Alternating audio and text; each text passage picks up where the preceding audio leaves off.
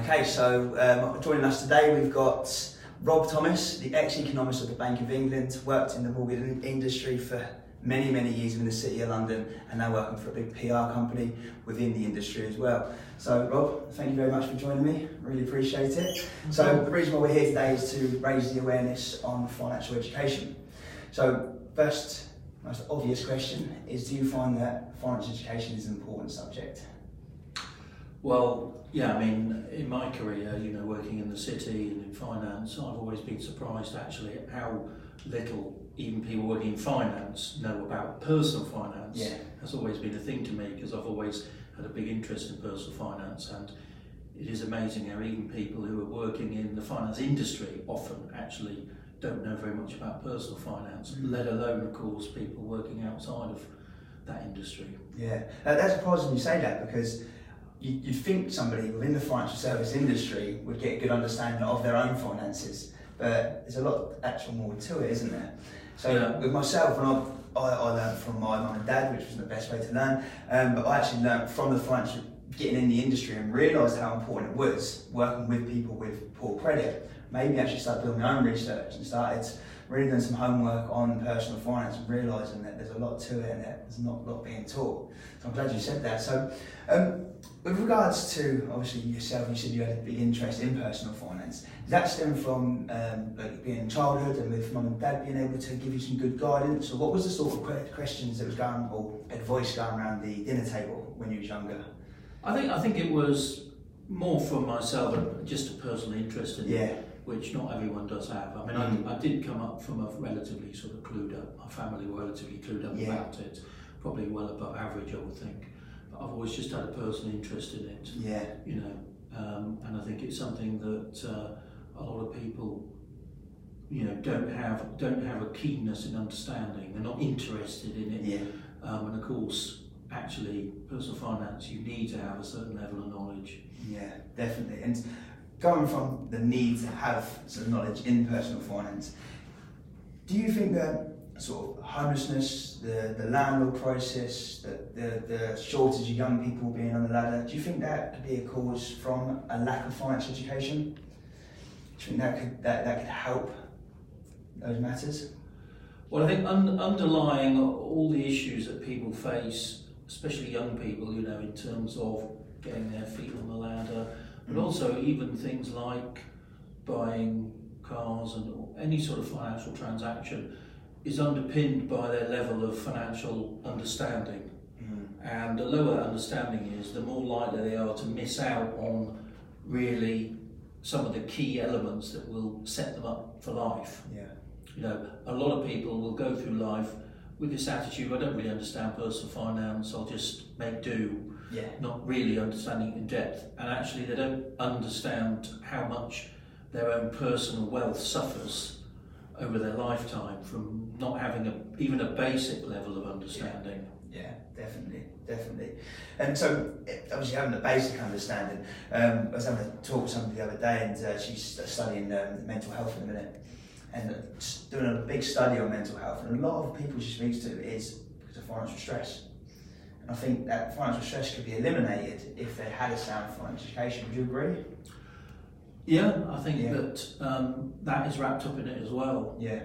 I think for people, young people today, it probably is harder to, for example, get your foot on the housing ladder.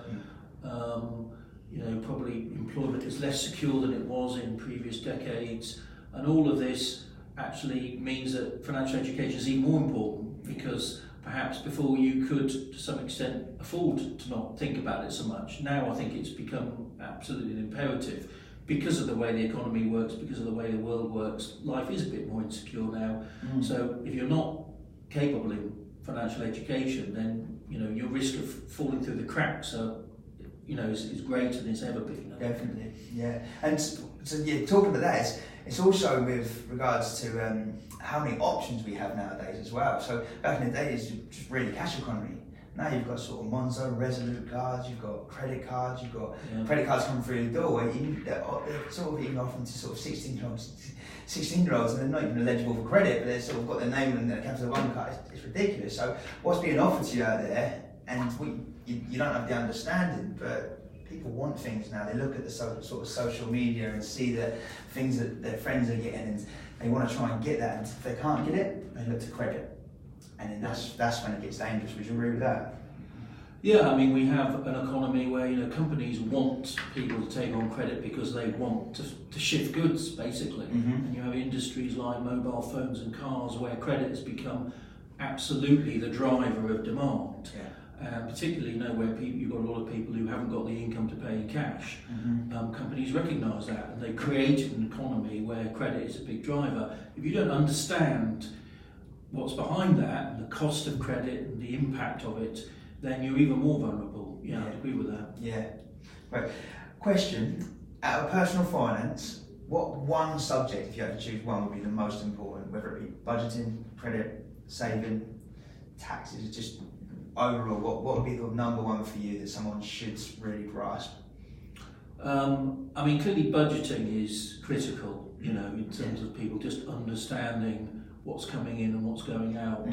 I mean, I think in the longer term also, from my perspective, for some of the mortgage market, mortgages is really important because, over a lifetime, getting onto the housing ladder and ultimately, eventually paying off your mortgage and owning your own house is one of the key building blocks of sound long-term finance, in my view. So that's a critical one. Yeah, I agree, and that's one of the reasons trying to raise awareness, financial awareness, and having a conversation today. I'm so glad that you said that, because I don't think when young people, sort of 18 to 25, they're not looking at retirement or looking at where they should be. They're more looking to friends and let's go on a jolly up. But I think people should really start thinking about actually getting a mortgage in place and trying to build a legacy, and what they should do for retirement, putting something in place or putting sort of 10% away to save up for a deposit. That's something I'm really trying to get young people to start doing, because like you said, there's such a landlord crisis going on, and the lack of people being on the mortgages is something that needs to turn. Yeah, I mean, this is something that has changed since I was young, when actually a lot of young people did want to get on the housing ladder and buy a house when they were young. It was seen as an objective. Even people, they were out having a good time, but they also wanted to own their own home young, and that has changed.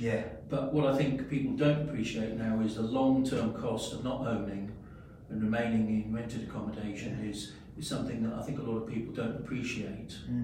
Not appreciate. I don't think they're open to it. They're not awake. They don't realise that you're actually paying double what you would be in a mortgage, and that's going into the house's pocket, making them richer, and really you're just making yourself struggle for when you actually want to get a family and everything else. Your bills are going to be higher.